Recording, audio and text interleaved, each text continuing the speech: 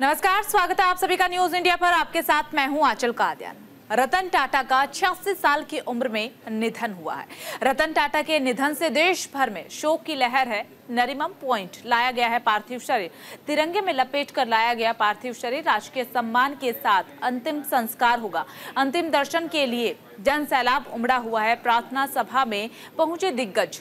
Tata sons के chairman रतन नवल टाटा का 86 साल की उम्र में निधन हो गया है। उन्होंने बुधवार देर रात करीब 11 बजे अंतिम सांस ली। वे मुंबई के ब्रीच कैंडी अस्पताल में के आईसीयू में एडमिट थे। इलाज उनका चल रहा था और उम्र संबंधी बीमारियों से जूझ रहे थे। हालांकि उनके निधन से 2 दिन पहले रतन टाटा का बयान सामने आया था। उन्होंने खुद पोस्ट करके ये कहा था कि मेरी तबीयत बिल्कुल ठीक है, आप चिंता मत कीजिए।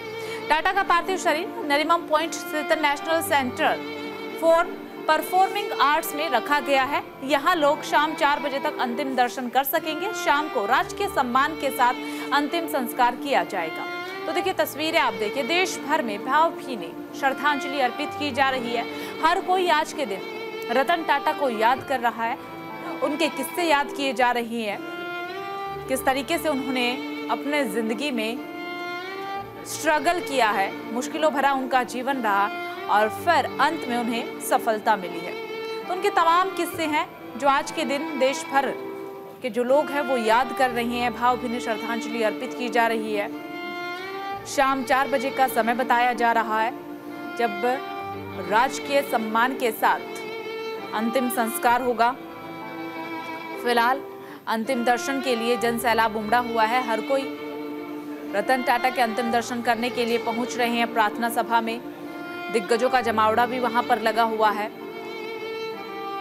हर कोई उन्हें याद कर रहा है। कल देर रात उन्होंने अंतिम सांस ली। हालांकि 2 दिन पहले उन्होंने खुद एक बयान जारी कर कहा था कि उनकी तबीयत बिल्कुल ठीक है, चिंता मत कीजिए। लेकिन देर रात बीमारियों के चलते उन्होंने अंतिम सांस ली। रतन टाटा को भारत रत्न देने की मांग भी उठ रही है। महाराष्ट्र कैबिनेट ने यह बड़ा फैसला लिया है कि महाराष्ट्र सरकार ने प्रस्ताव किया पारित। केंद्र सरकार के पास भेजा जाएगा प्रस्ताव। टाटा सन्स के मानद चेयरमैन रतन टाटा के निधन के बाद उनका नाम देश के सर्वोच्च सम्मान भारत रत्न के लिए प्रस्तावित कर दिया गया है। महाराष्ट्र की एकनाथ शिंदे सरकार ने ये अहम फैसला लिया है। दरअसल आज महाराष्ट्र कैबिनेट की बेहद ही महत्वपूर्ण बैठक हुई, जिसमें इस बात पर चर्चा हुई कि रतन टाटा का नाम भारत रत्न पुरस्कार के लिए प्रस्तावित किया जाना चाहिए और बाद में ये प्रस्तावित भी किया गया। कैबिनेट बैठक के दौरान ही रतन टाटा की याद में शोक प्रस्ताव भी पारित किया गया। बता दें कि रतन टाटा का 86 साल की उम्र में निधन हुआ है। 9 अक्टूबर देर रात उन्होंने अंतिम सांस ली है। मुंबई के एक अस्पताल के आईसीयू में वो एडमिट थे, जहां पर उन्होंने अंतिम सांस ली है। रतन टाटा ने बुधवार रात मुंबई के ब्रीच कैंडी अस्पताल में करीब देर रात 11 बजे अंतिम सांस ली है। तो ये बड़ी अपडेट इस वक्त महाराष्ट्र से आपको बता रही है, जहां पर महाराष्ट्र कैबिनेट में एक अहम फैसला लिया गया है कि रतन टाटा को भारत रत्न से नवाजा जाएगा। महाराष्ट्र कैबिनेट ने यह अहम फैसला लिया और कहा गया है कि जल्द ही इसे केंद्र के पास पहुंचाया जाएगा, इसे प्रस्तावित किया जाएगा, पारित करवाया जाएगा इस प्रस्ताव को और उसके बाद रतन टाटा को भारत रत्न से नवाजा जाएगा। फिलहाल उनका पार्थिव शरीर नरीमन पॉइंट पर रखा गया है। शाम 4 बजे तक अंतिम दर्शन किए जाएंगे।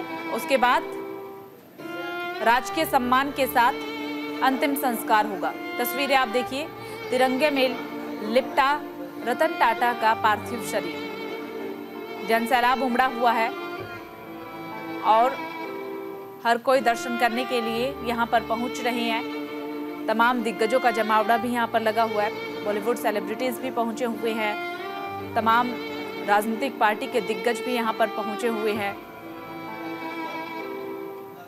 2 तस्वीरें आप देखिए, एक तस्वीर जहां अंतिम दर्शन के लिए पार्थिव शरीर रखा हुआ है और यहाँ पर देश के तमाम जो दिग्गज हैं वो अंतिम दर्शन करने के लिए पहुंच रहे हैं।